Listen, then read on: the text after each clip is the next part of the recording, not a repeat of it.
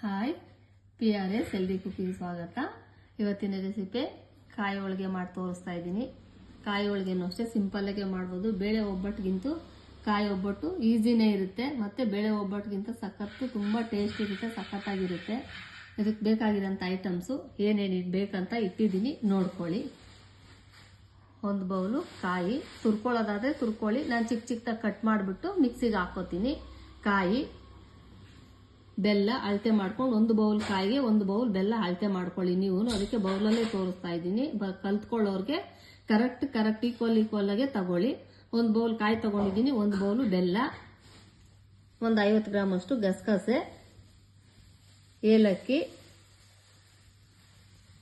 ಅರಿಶಿನ ಪೌಡ್ರು, ಮೈದಾ ಹಿಟ್ಟು, ಎಣ್ಣೆ, ಇದಕ್ಕೆ ಸ್ವಲ್ಪ ಉಪ್ಪು, ಇಷ್ಟು ಹಾಕ್ಬಿಟ್ಟು ಇಷ್ಟೇ ಐಟಮ್ಸೇ ಸಾಕು. ಕಾಯಿ ಒಳಗೆ ಹೇಗೆ ಮಾಡೋದಂತ ತೋರಿಸ್ತೀನಿ, ನೋಡ್ಕೊಂಡು ಕಲ್ತ್ಕೊಳ್ಳಿರಂತೆ ಬನ್ನಿ. ನೋಡಿ, ಮಿಕ್ಸಿ ಜಾರ್ಗೆ ಕಾಯಿ ಹಾಕೋತಾ ಇದ್ದೀನಿ. ಎಷ್ಟಾದ್ರೂ ರುಬ್ಕೋಬೇಕಂತ ತೋರಿಸ್ತೀನಿ. ಇಷ್ಟಿಷ್ಟು ಹಾಕೊಂಡು ನುಣ್ಣಗೆ ರುಬ್ಕೊಂಡ್ಬಿಡೋಣ. ನೋಡಿ, ನೀರು ಏನು ಹಾಕೊಳಕ್ ಹೋಗ್ಬೇಡಿ. ನೀರು ಮರ್ತ್ಬಿಟ್ಟು ಹಾಕೊಂಡ್ಬಿಟ್ಟಿರ, ನೀರು ಹಾಕ್ಬೇಡಿ. ಬರೀ ಕಾಯಿ ಮಾತ್ರ ನೋಡಿ ಹಿಂಗೆ ಈ ತರ ಇಷ್ಟೇ ನುಣ್ಣಗೆ ರುಬ್ಕೊಂಡು, ನೋಡಿ ಈ ತರ ಉಂಡೆ ಬರಬೇಕು. ಆ ತರ ನುಣ್ಣಗೆ ರುಬ್ಕೊಂಡ್ಬಿಡಿ. ಎಷ್ಟು ಸಾಧ್ಯನೋ ಅಷ್ಟು ನುಣ್ಣಗೆ ರುಬ್ಕೊಂಡ್ಬಿಡಿ ಕಾಯಿನ. ಇದೇ ಅದಕ್ಕೆಲ್ಲ ರುಬ್ಕೊಂಡ್ಬಿಡಿ. ನೋಡಿ, ಆ ಕಡೆ ಕಾಯಿ ರುಬ್ಕೊಂಡಿದ್ದೀನಿ ನುಣ್ಣಗೆ. ಈ ಕಡೆ ಬಾಣಲಿಲಿ ಗಸಗಸೆ ಸ್ವಲ್ಪ ಬಿಸಿ ಮಾಡ್ಕೊಳ್ಳಿ. ಎಷ್ಟು ಬೇಕೋ ಅಷ್ಟು ಹಾಕೊಳ್ಳಿ ಗಸಗಸೆ. ಅಳತೆ ಮಾಡಿಕೊಂಡು ಸ್ವಲ್ಪ ನಾನಿಲ್ಲೊಂದು 50 ಗ್ರಾಮ್ ಹಾಕೊಂಡಿದ್ದೀನಿ. ಎಷ್ಟು ಬೇಕೋ ಅಷ್ಟು ಮಾತ್ರ ಹಾಕೊಳ್ಳಿ. ಒಂದರಿಂದ 1.5 ನಿಮಿಷ ಸ್ವಲ್ಪ ಬಿಸಿ ಆಗಲಿ ಗಸಗಸೆ. ಫ್ಲೇವರ್ ಚೆನ್ನಾಗಿರುತ್ತೆ. ಹಸಿ ಹಾಕಿದ್ರೆ ಚೆನ್ನಾಗಿರಲ್ಲ, ಹುರಿದ್ಬಿಟ್ಟು ಹಾಕಿದ್ರೆ ತುಂಬಾ ಚೆನ್ನಾಗಿರುತ್ತೆ ಕಾಯಿ ಒಳಗೆ.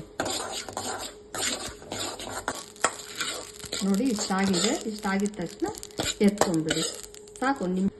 ನೋಡಿ, ಒಂದು ಬೌಲು ತೆಂಗಿನಕಾಯಿಗೆ ಒಂದು ಬೌಲ್ ಅಳತೆ ಪ್ರಕಾರ ಹೇಳ್ತಾ ಇದ್ದೀನಿ. ಒಂದು ಬೌಲ್ ತೆಂಗಿನಕಾಯಿಗೆ ಒಂದು ಬೌಲ್ ಬೆಲ್ಲ ಹಾಕೊಳ್ಳಿ. ನಾನು ಒಂದು ಬೌಲ್ ಕಾಯಿಗೆ ಒಂದು ಬೌಲ್ ಬೆಲ್ಲ ಹಾಕೊಂಡಿದ್ದೀನಿ.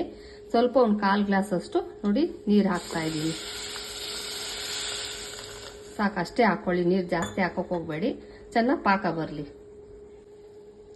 ನೋಡಿ, ಬೆಲ್ಲ ಚೆನ್ನಾಗಿ ಕರ್ಗೋಗ್ಬಿಟ್ಟಿದೆ. ಬೆಲ್ಲ ಪಾಕ ಮಾತ್ರ ನೋಡ್ಕೋತಾ ಇರಿ. ಸೇಮ್ ಕಜ್ಜಾಯಿ ಪಾಕ ಹೆಂಗ್ ಬರಬೇಕು ಅದೇ ತರ ಬರ್ಬೇಕು. ಕಾಯಿ ಒಳಗೆಗೂ ಈ ತರ ಹಾಕ್ತಾ ಇರಿ. ಲಾಸ್ಟ್ ಅಲ್ಲಿ ಪಾಕ ನಾರ್ ತರ ಬರುತ್ತೆ. ಅಥವಾ ಹುಷಾರಾಗಿ ಬೆಳ್ಳಿಟ್ಕೊಂಡು ಈ ತರ ಅಂಟಂಟ್ ಬಂದಿದ ತಕ್ಷಣ ಕಾಯಿ ಹಾಕೊಳ್ಳೋಣ. ಇನ್ನೊಂದು ಸ್ವಲ್ಪ ಬರ್ಬೇಕು ಪಾಕ. ನೋಡಿ, ಪಾಕ ಬಂದಿದೆ. ನೀವೇ ನೋಡ್ಕೊಳ್ಳಿ. ಈ ತರ ನೋಡಿ, ಈ ತರ ನೋಡಿ, ಇಲ್ಲಿ ಹಾಕಿದ ತಕ್ಷಣ ನೋಡಿ ಕೈಗೆಲ್ಲ ಮೆತ್ಕೊಳ್ಳುತ್ತೆ. ಈ ತರ ಬಂದಿದ ತಕ್ಷಣ ನೀವು ನೀರಲ್ಲಾದ್ರೂ ಹಾಕೊಳ್ಳಿ. ನಾನೇನು ನೀರಲ್ಲಿ ಹಾಕೊಳ್ಳಲ್ಲ. ನೋಡಿ, ಈ ತರ ಬಂದಿದ ತಕ್ಷಣ ಕೈಗೆ ಮೆತ್ಕೋತಾ ಇದೆ. ನೋಡಿ, ಈ ತರ ಬಂದಿದ ತಕ್ಷಣ ಕಾಯಿ ಅದಕ್ಕೆ ಹಾಕೊಂಡ್ಬಿಡೋಣ. ರುಬ್ಕೊಂಡಿದೀವಲ್ಲ, ಹಾಕೊಂಡ್ಬಿಡಿ.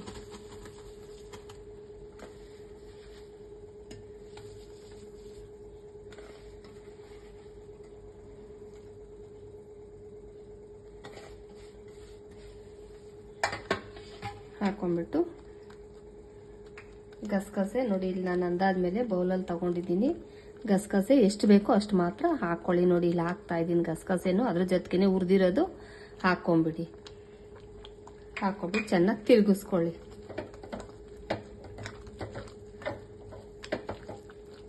ನೋಡಿ, ಲಾಸ್ಟಲ್ಲಿ ಏಲಕ್ಕಿ ಪೌಡ್ರು ಹಾಕ್ತಾ ಇದ್ದೀನಿ. ಏಲಕ್ಕಿ ಪೌಡ್ರು ಹಾಕೊಂಡ್ಬಿಡಿ. ಹಾಕೊಂಡ್ಬಿಟ್ಟು ಚೆನ್ನಾಗಿ ತಿರುಗಿಸ್ಕೊತಾ ಇರಿ.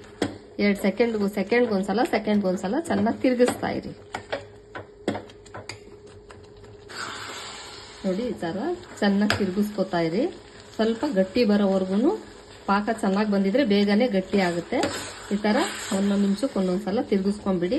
ಸ್ವಲ್ಪ ಗಟ್ಟಿ ಬರುತ್ತೆ. ಗಟ್ಟಿ ಆಗಿದ ತಕ್ಷಣ ತೋರಿಸ್ತೀನಿ. ಆಫ್ ಮಾಡ್ಬಿಡೋಣ ಅವಾಗ.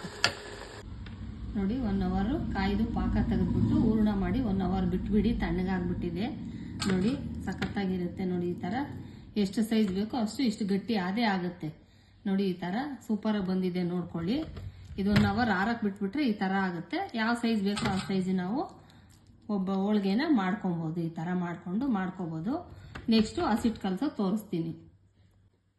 ನೋಡಿ, ಒಂದ್ಸಲ ಅವಾಗಲೇ ಒಬ್ಬಟ್ಟು ಮಾಡಿದಾಗ ತೋರಿಸಿದ್ದೀನಿ. ಈ ಸಲನೂ ತೋರಿಸ್ಕೊಡ್ತಾ ಇದ್ದೀನಿ. ಹಸಿಟ್ಟು ಹೇಗೆ ಕಲ್ಸ್ಕೋಬೇಕು ಒಬ್ಬಟ್ಟು ಮಾಡೋಕ್ಕೆ ಅಂದ್ಬಿಟ್ಟು. ನೋಡಿ, ಒಂದೇ 1 ಟೀ ಸ್ಪೂನ್ ಅಷ್ಟು ಉಪ್ಪು ಹಾಕೊಳ್ಳಿ. ನಾನು ಕೈಯಲ್ಲಿ ಹಾಕ್ತೀನಿ. ಸ್ಪೂನಲ್ಲಿ ಜಾಸ್ತಿ ಹಾಕೊಂಡ್ಬಿಟ್ಟಿರ. ಎಷ್ಟಂತ ಒಂದೇ 1 ಟೀ ಸ್ಪೂನ್ಗೆ 1 ಟೀ ಸ್ಪೂನಲ್ಲಿ ಅರ್ಧ ಸ್ಪೂನ್ ಸಾಕು ಉಪ್ಪು ಹಾಕೊಳ್ಳಿ. ಅರಿಶಿನ ಪೌಡ್ರು ಅಷ್ಟೇ ಒಂದು ಸ್ವಲ್ಪ ಅರಿಶಿನ ಪೌಡ್ರ್ ಹಾಕ್ಕೊಳ್ಳಿ. ಅರಿಶಿನ ಪೌಡ್ರ್ ಹಾಕ್ಕೊಂಡಿಲ್ಲ ಅಂದರೆ ಒಬ್ಬಟ್ಟು ಚೆನ್ನಾಗಿರಲ್ಲ, ಕೆಲವ್ರು ಹಂಗಂಗೆ ಮಾಡ್ತಾರೆ. ನೀವು ಹಾಗೆ ಮಾಡೋಂಗಿದ್ರೆ ಹಾಗೆ ಮಾಡ್ಕೊಳ್ಳಿ, ಇಲ್ಲಾಂದರೆ ಸ್ವಲ್ಪ ಅರಿಶಿನ ಪೌಡ್ರ್ ಹಾಕ್ಕೊಂಡ್ರೆ ತುಂಬ ಚೆನ್ನಾಗಿ ಬರುತ್ತೆ ಹೋಳಿಗೆ. ನೀರು ಅಂದಾದ್ಮೇಲೆ ಹಾಕ್ಕೊಳ್ಳಿ, ನೋಡ್ಕೊಂಡು ಕಲ್ಸ್ಕೊಳ್ಳಿ. ಇದಕ್ಕೆ ಅಳತೆ ಹೇಳೋಕ್ಕಾಗಲ್ಲ, ಯಾಕಂದರೆ 1 ಕಪ್ ಬೌಲ್ ಹಸಿಟ್ಟಿಗೆ ಎಷ್ಟು ಹಾಕ್ಕೋಬೇಕು ಅಂತ ನೀರು ಅಳತೆ ಹೇಳೋಕ್ಕಾಗಲ್ಲ. ಹಾಗಾಗಿ ಅಂದಾದ್ಮೇಲೆ ಹಾಕೊಂಡು ಕಲಿಸ್ತಾ ಇರಿ. ನೋಡ್ಕೊಳ್ಳಿ, ಸ್ವಲ್ಪನೇ ಹಾಕೊಂಡು ಕಲಿಸ್ತಾ ಇದ್ದೀನಿ, ನೋಡ್ಕೊಳ್ಳಿ.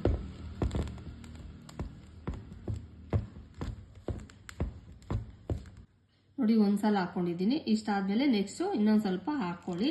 ನಿಮ್ಗೆ ಗೊತ್ತಾಗುತ್ತೆ, ಒಂದು ಕಾಲ್ ಗ್ಲಾಸ್ ಹಾಕೊಂಡು ಕೈಗೆ ಇಟ್ಟು ಯಾವ ಥರ ಬೇಕು ಒಬ್ಬಟ್ಟು ಕಂಡ್ಬಿಟ್ಟು ಗೊತ್ತಾಗ್ಬಿಡುತ್ತೆ. ಕಲ್ಸ್ಕೊಂಡ್ಬಿಡಿ ಈ ಥರ.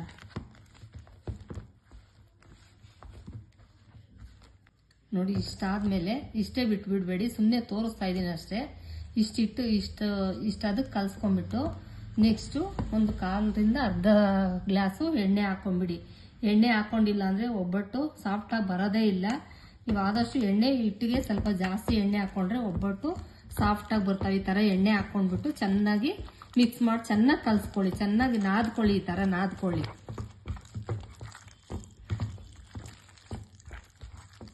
ನೋಡಿ ಇಷ್ಟು ಅದಕ್ಕೆ ಕಲಿಸ್ಕೊಂಡಿದ್ದೀನಿ, ನೋಡ್ಕೊಳ್ಳಿ. ಚೆನ್ನಾಗಿ ಜೋರಾಗಿ ಮಿಕ್ಸ್ ಮಾಡಿ ಕಲಿಸ್ಕೊಬೇಕು. ಸ್ವಲ್ಪ ಹಿಟ್ಟನ್ನ ಕಲಿಸ್ಕೊಂಡ್ಬಿಟ್ಟು ಈ ಥರ ಸ್ವಲ್ಪ ಎಣ್ಣೆ ಹಾಕ್ಬಿಟ್ಟು ಅದನ್ನು ಒಂದು ಅರ್ಧ ಗಂಟೆ ನೆನೆಸಿಟ್ಬಿಡಿ. ಈ ಥರ ಸ್ವಲ್ಪ ಮೇಲೆ ಸ್ವಲ್ಪ ಸವರ್ಬಿಡಿ. ಈ ಥರ ಯಾಕಂದರೆ ಎಣ್ಣೆ ಹಾಕ್ಬಿಟ್ಟು ಕಲಿಸ್ಕೊಂಡಿದ್ದೀನಿ, ನೆನೆಯಕ್ಕೆ ಸ್ವಲ್ಪ ಈ ಥರ ಸವರ್ಬಿಟ್ಟು ಎಣ್ಣೆ ಮೇಲೆ ಒಂದು ಅರ್ಧ ಗಂಟೆ ಮುಚ್ಚಿಟ್ಬಿಡಿ. ನೋಡಿ ಹಸಿಟ್ಟು 2 ಅವರ್ ನೆಂದಾದ್ಮೇಲೆ ಹಿಟ್ಟು ಈ ರೀತಿ ಕಲಿಸ್ಕೊಂಡಿದ್ದೀವಲ್ಲ, ಇದು ನೆಂದಾದ್ಮೇಲೆ ಸ್ವಲ್ಪ ಈ ಥರ ತಗೊಂಡು ಕೈಗೆ ಎಣ್ಣೆ ಸ್ವಲ್ಪ ಹಾಕ್ಕೊಳ್ಳಿ. ಕೈಗೆ ಹಾಕ್ಕೊಂಬಿಟ್ಟು ಈ ಥರ ಮಾಡ್ಕೊಳ್ಳಿ. ನಿಮ್ಗೆ ಎಷ್ಟು ಬೇಕೋ ಅಷ್ಟಾಗ್ಲೂ ಬರುತ್ತೆ. ಕಾಯಿ ಹೋಳಿಗೆ ಆಗಲಿ, ಹೂರ್ಣ ಹೋಳಿಗೆ ಆಗಲಿ, ಯಾವುದೇ ಆಗಲಿ. ನೋಡಿ ಈ ಥರ ಉಂಡೆ ಮಾಡ್ಕೊಂಡಿದ್ದೀನಿ. ಈ ಥರ ಮಾಡಿಕೊಂಡು ನಾನು ಜಾಸ್ತಿ ದೊಡ್ಡ ಮಾಡಲ್ಲ, ಯಾಕಂದರೆ ಸ್ವಲ್ಪ ಸ್ವೀಟ್ ಜಾಸ್ತಿ ಇದಾಗಲ್ಲ. ಚಿಕ್ಕದಾಗಿ ಮಾಡಿದ್ರೆ ಒಂದೊಂದು ತಿಂದು ಹಾಕ್ಬಿಡ್ತಾರೆ ಅಂದ್ಬಿಟ್ಟು ಸ್ವಲ್ಪ ಚಿಕ್ಕದಾಗೆ ಮಾಡ್ಕೊತಾ ಇದ್ದೀನಿ. ನೀವು ಸ್ವಲ್ಪ ದೊಡ್ಡದಾಗಿ ಬೇಕಂದ್ರೆ ದೊಡ್ಡದಾಗೆ ಮಾಡ್ಕೊಳ್ಳಿ. ನೋಡಿ ಈ ಥರ ಮಾಡಿಕೊಂಡು ಇನ್ನು ಸ್ವಲ್ಪ ದೊಡ್ಡ ಸೈಜ್ ಬೇಕಂದ್ರೂ ಮಾಡ್ಕೊಳ್ಳಿ, ಪರವಾಗಿಲ್ಲ, ಬರುತ್ತೆ.